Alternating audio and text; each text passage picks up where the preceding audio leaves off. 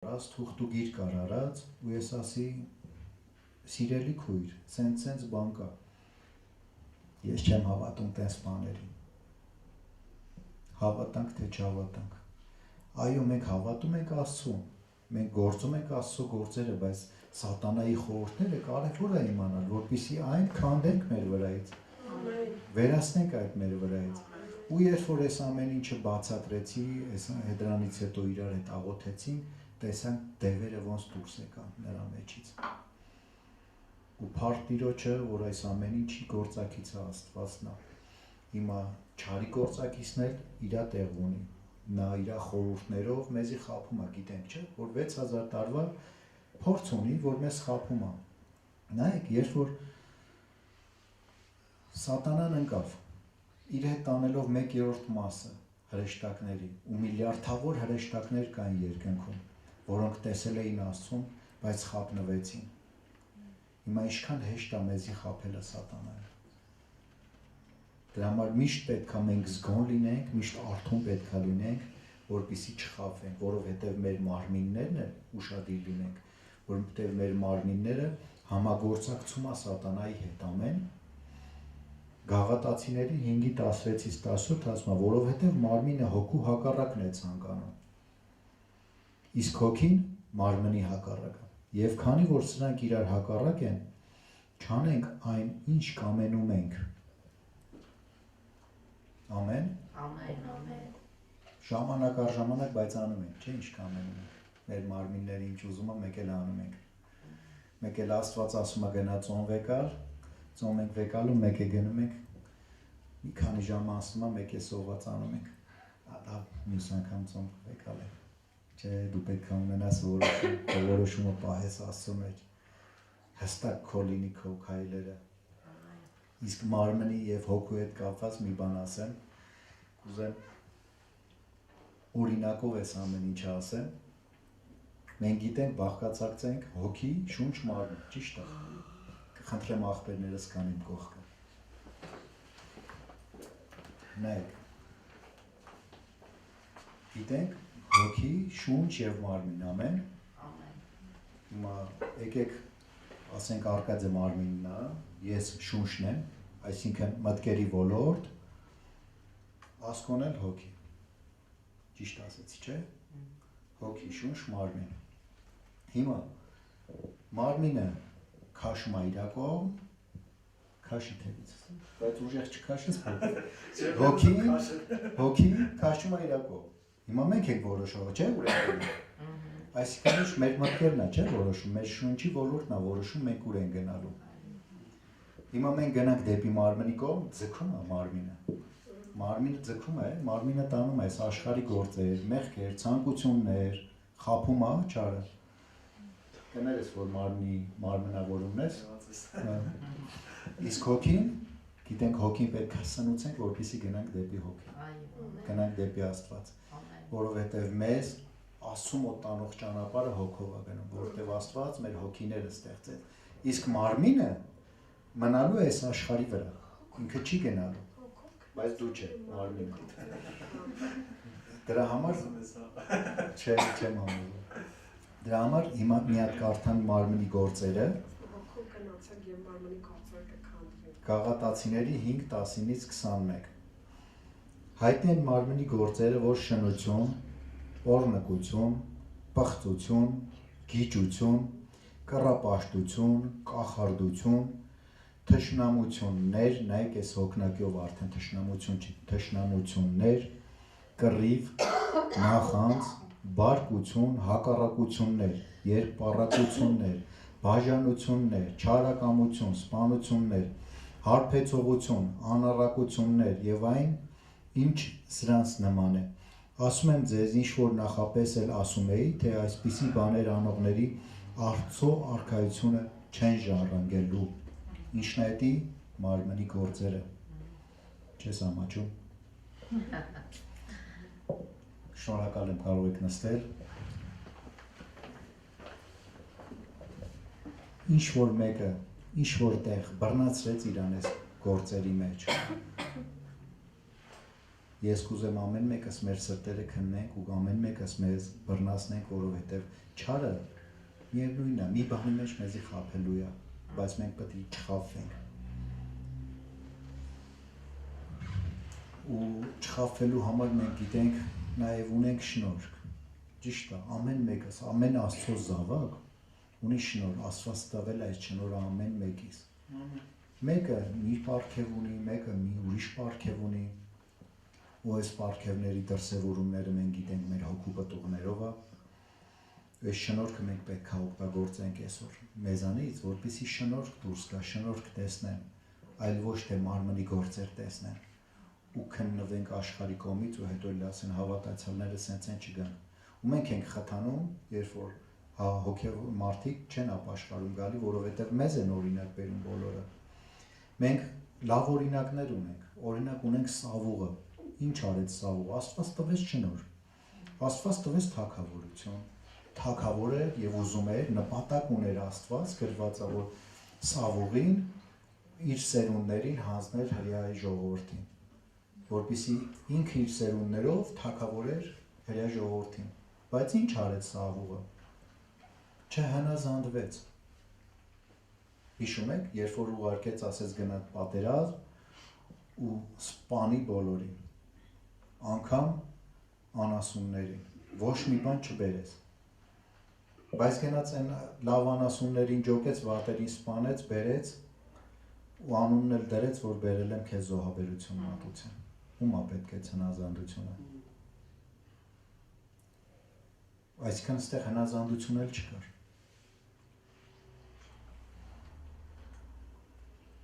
Ու մենք ինչի համար ենք հնազանդվում Աստծուն, որպեսզի խոչընդոտ չլինենք սատանայի նպատակին, խոչընդոտ չլինենք Աստծո նպատակներին։ Ու երբ որ մենք խոսում ենք մեր մտքի մասին, մեր միտքը մենք գրված է պետքա գերի վերցնենք ամեն, ինչ է ներկայացնում մեր միտքը Իրանից։ Մենք ենք հիմա որոշում, մենք գնանք մարմնի կողմ, թե հոգու կողմ,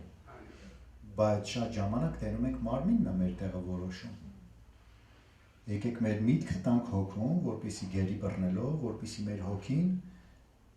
չգնա մարմնի հետևից, այլ գնա հոգևոր բաների հետևից եւ հոգևոր արժեքների հետևից։ Ամեն, ամեն։ Երկրորդ Կորինթացիների 10:4-5 ասում է. «Քանզի մեր մարմնի զենքերը մարմնավոր չեն, այլ զորավոր են Աստծով, բերդեր քանդելու, մենք դրանցով քանդում ենք ծակծուկ մտքերը եւ ամեն բարձունք, որ Աստծո գիտության դեմ է գոռոզանում ու գերում ենք ամեն միտք Քրիստոսին հնազանդեցնելու համար»։ Ամեն։ Եկեք այսօր մենք մեր միտքը գերի բռնենք Քրիստոսին հնազանդեցնելու համար, թե չէ հետևելու ենք մարմնի գործերին, թե չէ երկնային արքայությունը մենք չենք ժառանգելու։ Ու միտքը մեր գիտեք ինչի եմ նմանացնում, մեր միտքը նմանացնում եմ Եդեմի պարտեզին։ Երբ որ Աստված ասեց Ադամին, պահիր պարտեզը, ճիշտ է։ Ադամին ասեց, Եվային չասեց։ Եվ Ադամը չգիտես ինչով էր զբաղված, երբ օձը եկավ եւ խաբեց Եվային, ճիշտ է։ Բա Ադամ ուր էր։ Հիմա այսօր մենք ուր ենք։ Ուր ենք, որ օձը մեկ էլ գալի խաբում է մեր մտքերը, սերմ ակցում եւ սերմը աճացնում է եւ մենք հետևում ենք դրան արդեն։ Նույն պարտեզը մեր միտքն է։ Երբ որ մենք Աստծուց հրաման ունենք պահելու, մենք պետք է պահենք մեր մտքերը անսասան։ Բայց նաև ոչ միայն խոսում եմ նրա մասին, որ մենք պետք է պահենք ու վերջ, այլ նաև ես այսօր ասեմ ձևերը, թե ինչպես ենք պահելու։ Ինձ թվում է հետաքրքիր կլինի։ Մեր միտքը ունի ըստ գիտնականների, այս վերջում էի կարդում, ունի 2.5 միլիոն գիգաբայթ հիշողություն։ Պատկերացնում եք ինչի մասին է խոսքը։ Ստեղ կա մարդ, որ հեռախոս ունի մի տերաբայթ 1000 գիգաբայթ հիշողությունով։ Մի տերաբայթ հիշողությունը, 1000 գիգաբայթ հիշողությունը, դա տարիներով մեզի հերիքա, որպեսզի վիդեոներ անենք, նկարներ անենք։ Դուք պատկերացրեք, մենք ունենք 2.5 միլիոն գիգաբայթ հիշողություն։ Եվ այդ հիշողությունը մենք որտեղ ենք օգտագործում այսօր մենք։ Այսօր մեր միտքը ինչով է լցվում։ Լցվում է ինտերնետով, հեռախոս է այսօր Աստված տվել է, բայց մենք պետք է ամեն ինչ տալիս է Աստված, երբ որ տալիս է, մենք պետք է օգտագործենք այդ նպատակով։ Բայց նաև չարը իր նպատակներն են ման գալիս է տեղ եւ իր գործելավոճն է փնտրում տեղ, որպեսզի գործի մեզի տանի։ Հեռախոսով այսօր համացանցը ինչ են անում, ժողովուրդը վերցնում են ու հերթով թերթում են TikTok, Instagram, կարճ վիդեոներ, սատանան ինչեր են մտածել, ինչեր է գծել, որպեսզի մեզ հեռվացնի։ Ու այդ համացանցով կարճ ռոլիկներ է տեղադրված, գիտենք բոլորս, ու այդ ռոլիկներով մենք տեսնում ենք ուրախություն, մենք տեսնում ենք տխրություն, ինչը մեր մարմինը ուզում է այդ ամեն ինչ այդ էմոցիաներ ինքը վերցնի։ Ու երբ որ մարմինը վերցնում է այդ էմոցիաները, ինքը արդեն բավարարված ազգում իրան։ Ինքը դու չես ուզում գնաս Աստվածաշունչ կարդաս, չես ուզում մի հատ քարոզ դնես, ծերից ծեր նայես, որովհետև դու արդեն սովորել 15-20 վայրկյանանոց ռոլիկներին, որ անընդհատ թերթես ու նայես։ Այստեղ չարը մեզի սա խաբում է։ Այստեղ մենք խափնվում ենք սատանայից։ Ես չեմ խոսում այն մասին, թե մենք պղծություն ենք նայում, ոչ, խոսքս դատարկաբանության մասին է։ Երբ որ կա անոթը, համարենք, թե սա դատարկ անոթ է, ու այսի լցում ենք դատարկ բաներով, ու հետո մենք գիտենք ջուրը Աստծո խոսքի խորհրդանիշն է, օրինակ բերեմ ջուրը, ջուր ենք լցում։ Ինչ կգնա սրա մեջ, երբ որ դատարկ բաներով լցված է։ Կաթիլներ, չէ՞, շատ պետք է գնա, ու հետի մենք խաղում ենք այդ կաթիլները։ Մեր համար այդ ուտելիքը արդեն կշտանալիք է դառնում, մենք սովորում ենք քիչ ուտելիքին, քիչ հոգևոր սնունդին ենք սովորում։ Դրա համար երբ որ մենք այս դատարկաբանությունը մենք զատենք, անջատենք, կտրենք մեզանից, մենք սկսենք արդեն լցվել Աստծո խոսքով, կսկսենք լցվել Աստծո հոգով։ Դրա համար ինչին ենք տալի մեր միտքը, ու մեր միտքն ինչն է սնուցում, աչքերը եւ ականջները։ Ինչ ենք տենում մենք այսօր եւ ինչ ենք լսում մենք այսօր։ Հանդիպել են մարդիկ, գիտեք, որ եկել են, խոսացել են ու տեսնում ես դատարկ բաներից են խոսում ու երկար իրանք սիրում են ժամանակը վատնելը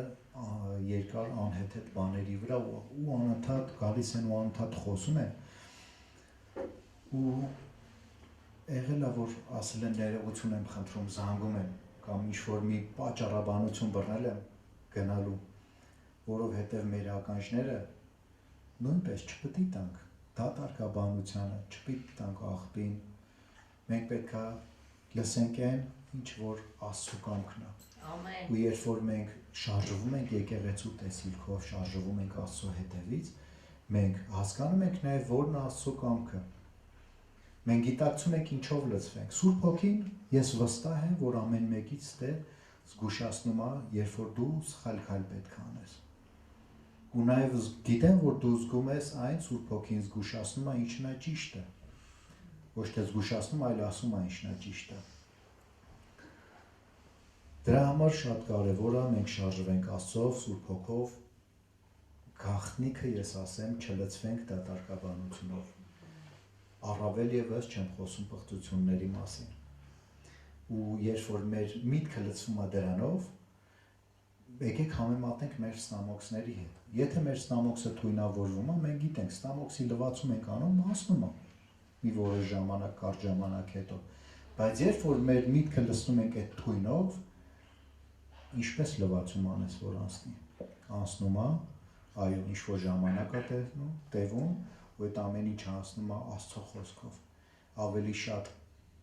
մտիր Աստծո խոսքի մեջ, մտիր այդ ջրերի մեջ, որովհետև ջուրը մաքրում է, որովհետև շատ ենք օրինակ տեսել համացանցով, երբ որ կոֆեի բաժակը դնում ենք ջրի տակ, այն սևը մաքրվում եւ դառնում է մաքուր զուլա։ Ու այս նույնը մեր կյանքում է, որ պետք է կիրառենք։ Ոչ թե մենակ լսենք, գնանք, ասենք ամեն, գնանք, զբաղվենք մեր գործերով, այլ այս ամենը պետք է կիրառենք։ Գիտեք ինչ կա, մի հատ չարի խորհուրդներից մի բան կա, որ էլ եմ ուզում կիսվեմ ձեր հետ, դա սովորությունն է։ Մենք կարող ենք գանք այսօր ստեղ, իմանանք ճշմարտությունը, բայց սովորության համաձայն մենք գնանք տուն կամ գնանք աշխատավայր ու սովորությունով շարժվենք։ Նայեք, հրյա ժողովուրդը 430 տարի ապրեց Եգիպտոսում։ 430 տարի հետո Աստված Մովսեսի ձեռքով շնորհք արեց, որպեսզի առանձնանա ու գնա իր պետությունը առանձին պետություն լինի եւ դուրս գա այդ ստրկությունից։ Ու ամենամեծ հրաշքները, որ նայում ենք Աստվածաշնչով, լինում է Մովսեսի ժամանակում։ Քանի որ հրյա ժողովուրդը 430 տարի ապրեց Եգիպտոսի մեջ, պաշտելով կուռքերին, սովորությունների համաձայն, արդեն Մովսեսը երբ բարձրացավ լեռը, հիշում եք, նայեք ծովը բացվեց, մեծ հրաշք էր, որ չի եղել երբևիցե ու դժվար է լինի։ Տեսան այս հրաշքները, բայց հենց որ անապատում